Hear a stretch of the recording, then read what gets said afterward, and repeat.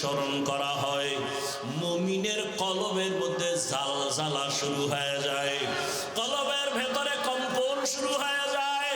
ওরে যে আমার মাওলার আশিক,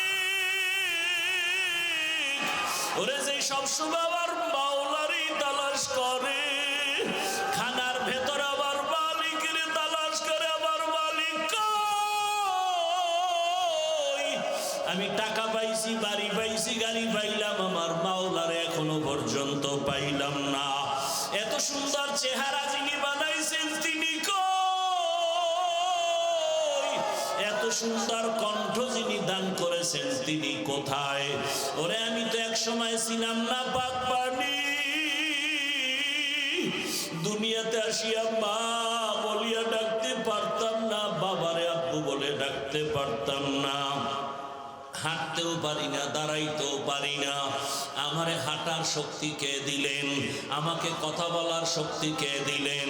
আমাকে খানা খাওয়ার জন্য দাঁত কে দিলেন? আমারে পানি পান করার জন্য হাতে শক্তি কে দিলেন? হাঁটার জন্য পায়ে শক্তি কে দিলেন? এইভাবে বান্দা যখন চিন্তা করতে থাকে